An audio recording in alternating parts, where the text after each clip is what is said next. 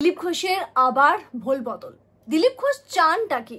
রীতিমতো প্রশ্ন উঠছে বাংলার মানুষের মনে।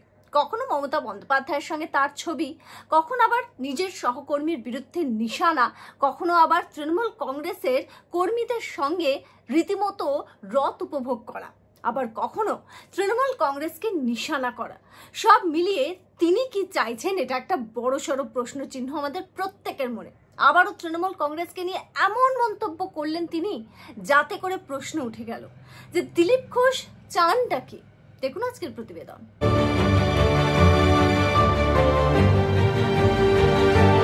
নমস্কার, পাবলিক পোল নিউজ বাংলায় আপনাদের প্রত্যেককে স্বাগত। আমি রয়েছে আপনাদের সঙ্গে শ্বেতা ভট্টাচার্য। গোটা বাংলা জুড়ে, শুধু বলবো না, গোটা দেশ জুড়ে এখন একটাই খবর তুঙ্গে, আর সেটা হচ্ছে কসবার ঘটনা। তৃণমূল কংগ্রেসের যে ছাত্র পরিষদের যে ছাত্রী, তার সঙ্গে যে ঘটনা ঘটেছে এবং কাঠগোড়ায় রয়েছে তৃণমূলেরই এক ছাত্র নেতা বা নেতা বলে যাই হোক, তাকে নিয়ে রীতিমতো বঙ্গ রাজনীতি শুধু নয়, গোটা দেশ তোলপাড়। এই ধরনের ঘটনা এখনো ঘটে? এটা সম্ভব? ভর সন্ধেবেলায় এরকম একটা ঘটনা ঘটে এবং দেখা যাচ্ছে যে বিজেপি কিন্তু অল আউট ঝাঁপিয়েছে। শুধু রাজ্য নেতৃত্ব নয়, কেন্দ্রীয় নেতৃত্ব টিম পাঠিয়ে রীতিমতো ফ্যাক্ট ফাইন্ডিং করে চাপে রেখেছে তৃণমূল কংগ্রেসকে। আর এমন সময় দিলীপ ঘোষ কি করেন, যার রাজনৈতিক অবস্থান নিয়ে গত কয়েক মাস ধরে অনেক প্রশ্ন রয়েছে। এবার কি করবেন দিলীপ ঘোষ? আর এই সমস্ত সন্দেহ, এই সমস্ত প্রশ্ন যখন মানুষের মনে উঠছে, ঠিক সেই সময় দিলীপ ঘোষ এমন মন্তব্য করলেন, যাতে করে আবারও তার পলিটিক্যাল ক্যারিয়ার, তার পলিটিক্যাল পদক্ষেপ, তিনি তৃণমূলে আছেন, তৃণমূলের ঘনিষ্ঠ, তৃণমূলে যাবেন নাকি বিজেপিতেই আছেন, তৃণমূল কংগ্রেস তার রীতিমতো রাজনৈতিক শত্রু, এই সমস্ত প্রশ্ন আবারও উস্কে দিলেন। কি করলেন তিনি? কড়া ভাষায় তিনি আক্রমণ শানালেন তৃণমূলকে। হয়তো কড়া ভাষায় যদি আমি বলি না, সেটাও খুব কম হবে, কারণ তিনি যে ভাষার প্রয়োগ করেছেন সেটা কিন্তু অশালীন ভাষা, এবং সেই অশালীন ভাষায় কিন্তু রীতিমতো প্রশ্ন ছুড়ে দিলেন তৃণমূল কংগ্রেসকে, এবং বেশ কিছু বড় বড় প্রশ্নের মুখে ফেলে দিলেন তৃণমূল কংগ্রেসকে। তিনি রীতিমতো এই তৃণমূল কংগ্রেসকে বেশ্যালয়ের একটা জায়গা হয়ে গেছে বলেও প্রশ্ন তুলেছেন। তাহলে এমনই যদি প্রশ্ন তার মনে থাকে, তাহলে কিভাবে তার রাজনৈতিক যে তার প্রিন্সিপাল রয়েছে সেই অনুযায়ী তিনি তৃণমূল কংগ্রেসের ঘনিষ্ঠ হতে পারেন? মমতা বন্দ্যোপাধ্যায়ের সঙ্গে এত ভালো সৌজন্যের সম্পর্ক হতে পারে? কিভাবে রথের দিন তিনি তৃণমূল কংগ্রেসের কর্মীর সঙ্গে রথ দেখতে বেরোতে পারেন? এই সমস্ত প্রশ্নও কিন্তু সাধারণ মানুষের মনে রয়েছে। দিলীপ ঘোষের অবস্থানটা কি, এই সমস্ত কিছু নিয়ে আপনাদের সঙ্গে আলোচনা তো হবে, কিন্তু তার আগে আমি আপনাদেরকে পড়ে শোনাচ্ছি যে দিলীপ ঘোষ কি বলেছেন। রীতিমতো কসবা কাণ্ডের প্রসঙ্গে তিনি স্পষ্ট বলেন যে এই কাণ্ডে যে করেছে তার নাম প্রকাশ্যে লেখা রয়েছে কলেজের ব্ল্যাকবোর্ডে। ভাবুন, তিনি সেখানে সর্বে সর্বা, ধর্ষক ও ধর্ষিতা দুজনেই তৃণমূলের দলের। ওটা কি তাহলে এখন বেশ্যালয় হয়ে গেছে তৃণমূল দলটা? বুঝতে পারছেন? বেশ্যালয় হয়ে গেছে তৃণমূল দলটা। এত বড় মন্তব্য, শুধু বলবো না, কুমন্তব্য বলা যেতে পারে, যেটা দিলীপ ঘোষ করেছেন। সেখানে যে যাবে, মহিলাদের কোনো মান সম্মান থাকবে না, কেউ তার হয়ে কথা বলবে না। ওখানে যে নেতাগিরি করবে সে যা ইচ্ছে করতে পারে। উত্তরবঙ্গের তৃণমূলের মহিলা কর্মী 21শে জুলাইয়ের সভা থেকে ফেরার সময় এক মহিলা সহকর্মী অভিযোগ করেছিলেন তাকে দলের কর্মীরা ধর্ষণের চেষ্টা করেছিলেন ট্রেনে। তাহলে ওই দলটাতে কিভাবে ভদ্র লোকেরা থাকতে পারে? এখানেই প্রশ্ন আপনাকে দিলীপ বাবু। তাহলে সেই দলের যিনি নেত্রী, সেই দলের যারা কর্মী, তাদের সঙ্গে আপনার সখ্যতা কিভাবে থাকে? শুধুমাত্র রাজনৈতিক সৌজন্যতা বললে কি আমরা বুঝে যাব? সেটা তো নয়। প্রশ্ন তো উঠবে, যে দলের আপনি এই কুভাষায় নিন্দা করছেন, সেই দলেরই সর্বে সর্বা যিনি, মানে মমতা বন্দ্যোপাধ্যায়ের আমন্ত্রণে আপনি সাড়া দিলেন।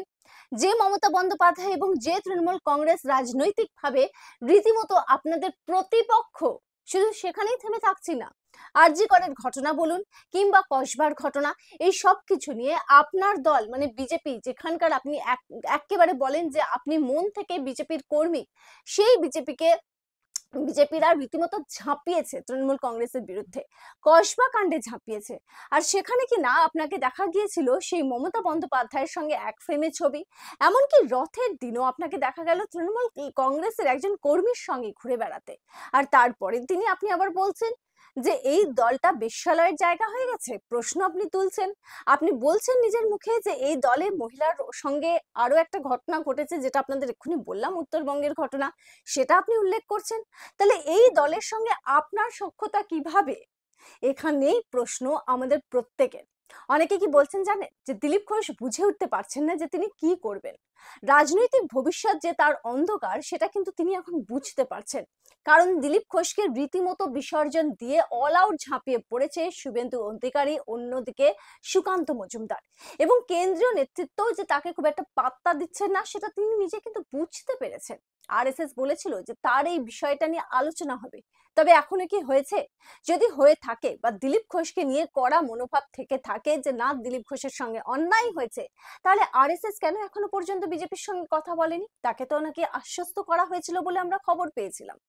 যদিও বা এই সমস্ত কিছু হওয়ার আগেই দেখা যাচ্ছে যে দিলীপ ঘোষ কিন্তু রীতিমতো কোথাও একটা কনফিউজড। তিনি রাজনৈতিকভাবে কোন দিকে চলবেন সেই নিয়ে কিন্তু তার মনে এই মুহূর্তে একটা প্রশ্ন রয়েছে। রীতিমতো কয়েক মাস ধরে তাকে নিয়েই আলোচনা, তার খবরই শিরোনামে ছিল। আর এখন যখন তৃণমূল কংগ্রেস চাপে পড়েছে, তখন আপনি রীতিমতো তৃণমূল কংগ্রেসকে নিশানা করছেন। আপনি কার বন্ধু কার শত্রু?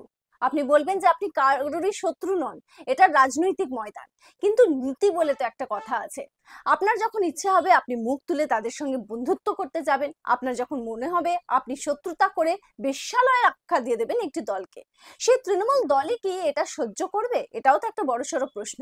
আর যদি সহ্য করে, যে আপনি যা বলছেন বেশ্যালয়ের জায়গা আপনি বলে দিচ্ছেন তৃণমূল কংগ্রেসকে, আবার কি আমরা দেখবো যে মমতা বন্দ্যোপাধ্যায় আপনার সঙ্গে ছবি তুলছেন, তৃণমূল কংগ্রেসের কর্মী আপনার সঙ্গে ঘুরে বেড়াচ্ছে, রথ দেখাচ্ছে?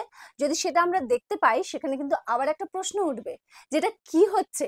তাহলে কি তৃণমূল কংগ্রেসের সঙ্গে দিলীপ ঘোষের এত ভালোই সমঝোতা যে দিলীপ ঘোষ যাই বলছেন সেটা একেবারে মুখের কথা, সেটা একেবারে তৃণমূল কংগ্রেসের শেখানো, এটাই ধরে ফেলতে হবে? সেটা যদি হয়, তাহলে সেই কর্মীদের দুর্ভাগ্য, যারা আপনি বলেছিলেন একদিন যে কর্মীরা তৃণমূল কংগ্রেসের জন্য প্রাণ হারিয়েছে বিজেপির হয়ে লড়াই করতে গিয়ে। আপনি এই কথাটা একদিন নিজেই বলেছিলেন। তাহলে ভাবুন, যে কর্মীরা আপনার দিকে তাকিয়ে জীবনের পরোয়া করেনি, তাদের সঙ্গে আপনি ন্যায় করেছেন, তাদের সঙ্গে আপনি বিচার করছেন, এবং সেই পরিবারগুলো কিন্তু প্রশ্ন তুলছে। আজকে দিলীপ ঘোষের এই মন্তব্য নিয়ে সত্যি ভিডিও না করলেই হতো না। তার কারণ হচ্ছে দিলীপ ঘোষের অবস্থান কি, তার পলিটিক্যাল ক্যারিয়ার কোন দিকে যাবে, তিনি কি সিদ্ধান্ত নেবেন, এই সবকিছু পরের কথা। কিন্তু রীতিমতো সাধারণ মানুষের মধ্যে প্রশ্ন উঠছে যে দিলীপ ঘোষকে দেখে বাংলার মানুষ বিজেপির দিকে আকৃষ্ট হয়েছিল, বিজেপিকে ভোট দিচ্ছিল, এ কথা কিন্তু তিনি নিজেও দাবি করেন। তাহলে আজকে বাংলার মানুষের কাছে কি বার্তা যাচ্ছে দিলীপ ঘোষ? আপনি কি এই বাংলার মানুষের চোখে চোখ রেখে কথা বলতে পারবেন? তাহলে কি যে অভিযোগগুলো এতদিন ধরে আমরা শুনে এসেছি, যে বিজেপির কর্মীরা যখন মার খাচ্ছে আপনি নাকি ফোন সুইচ অফ করে রেখেছেন, সেগুলোকে আমরা সত্য বলে মেনে নেব? এই গোটা বিষয় নিয়ে একটা বড়সড় প্রশ্ন রয়েছে, যে দিলীপ ঘোষের স্ট্যান্ডটা কি?